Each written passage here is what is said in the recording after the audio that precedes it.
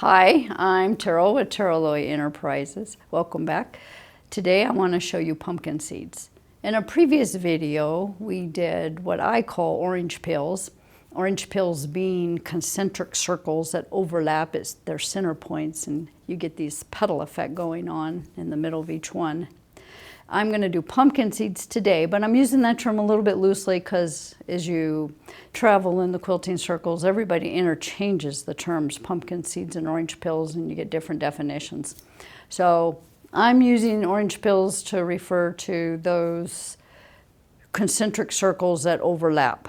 And I'm going to use pumpkin seeds to refer to arcs, when we arc around a square and a 9 patch or a 16 patch. And that's what I want to discuss with you today. It actually started with one of our customers called and asked me, what size arc does it take to do pumpkin seeds in a 2-inch block or in a block? Well, it depends. And so I thought we'd start by sizing and how to determine the size together. Here's my example of pumpkin seeds. As opposed to orange pills, as I talked about, those would be smaller circles that overlapped each other in the center of your block. But as you can see, this basically is just arcs around a square. So how do I size or determine what size arc to do? I draw first a chalk diagonals in a box. Okay, to find the right size arc to put in here, I know I'm going to start here. I would lay down, let's try a 2.5. I'd lay it down here. I'd put one of these hopping foot demo tools or my foot from my machine, either one, right on that starting point, and then I see where I land. Even if I move this thing around, this 2.5-inch circle will not reach the outer points. I cannot finish right here. My hopping foot's going to hit too soon. So that tells me, whoops, 2.5 isn't going to work. So I could do the same thing with the 3. When I think I'm close, okay, here at the 3, I can reach the start and the stopping point. Is very, and I'm verifying it with those little guys.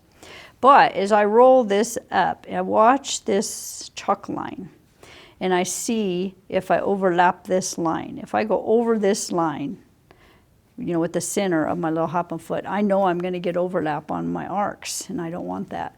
As an example, I'll exaggerate right now, but the 6, I'm sorry, I should go backwards. The 3, the smaller you go, the sharper the turn, right? The bigger the curve. It sounds funny. The bigger your template or the bigger the arc, the flatter the curve.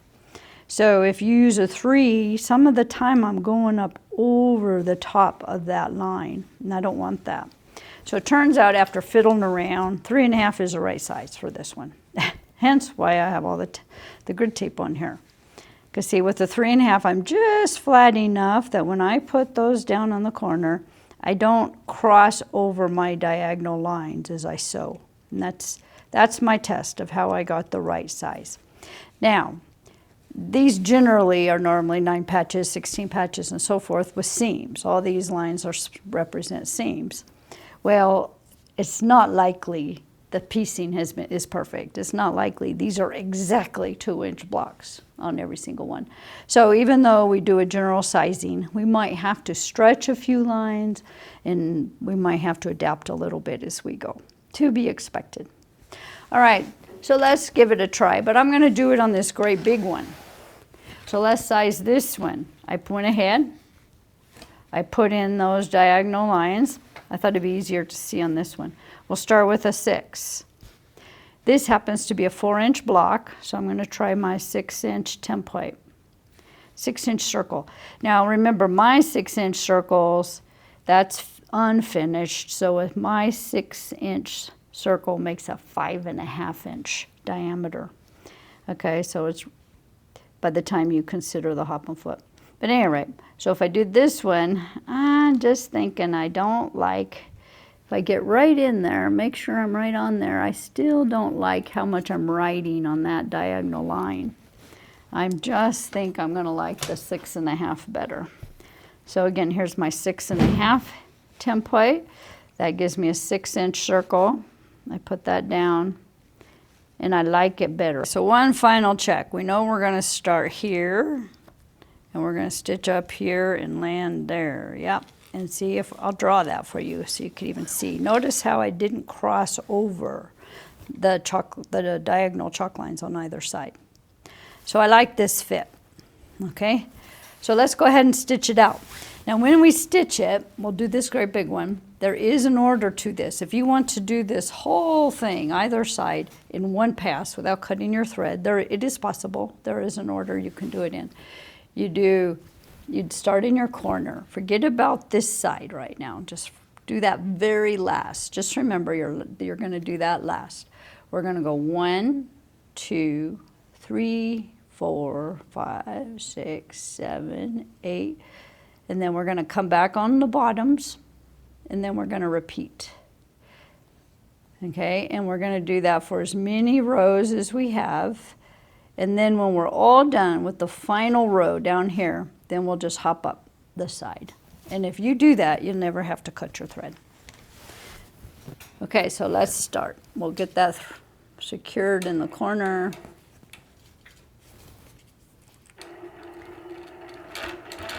Okay, I'm going to kind of reach here so I don't get in the way of the camera. Now, since I'm using my slotted circle templates, I choose to stay away from the slot, obviously. I'm not going to work with that part of the ruler right now. So here I am. Now, as I get started, I can check if I want and make sure I have that position correctly. But you'll find after you do a couple arcs, you're not going to need the hopping foot tool. You're going to be able to see a 1/4 inch. Your eye is going to start to adjust, and you'll be able to gauge a 1/4 inch just fine. And they don't have to be perfect. You're going to bring 4 points in there. And if you're a thread off or a stitch off that corner, when you get to it, you'll be able to compensate for that later. All right, so there's the first one. Move my arm so the camera can see. I'm going to hit the corner, swing it down. Now I'm coming down here. I'll estimate without using my hopping foot tool. Pretty close. I'm going to do this one.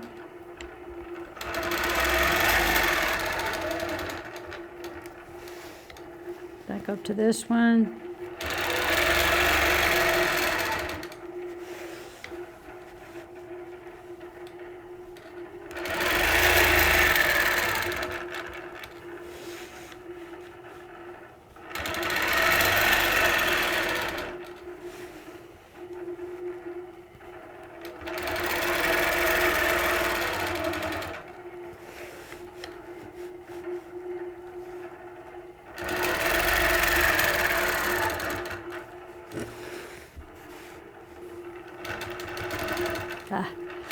Can't keep my hand out of the way there. I really got to hold it on that side to hold it steady.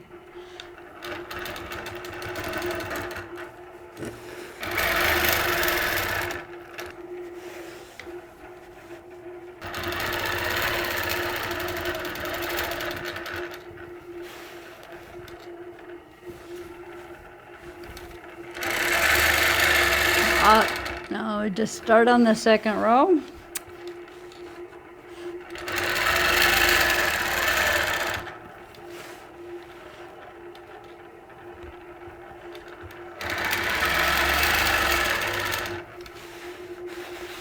Don't want to use that slot. Spin my template.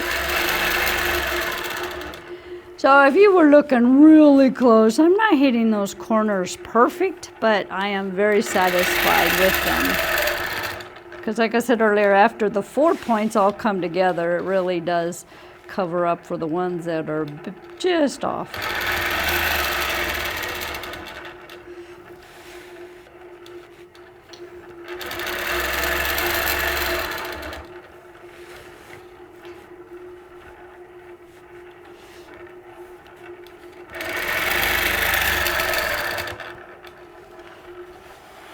I think at this point you have the idea. I'll finish this last row, the bottom, and we'll go up the side and go back to our start.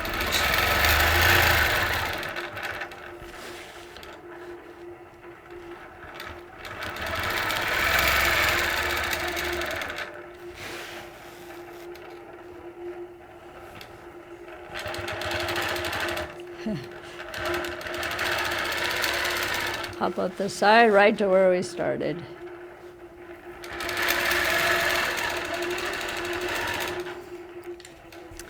And that's it, other than I probably would have done the last row.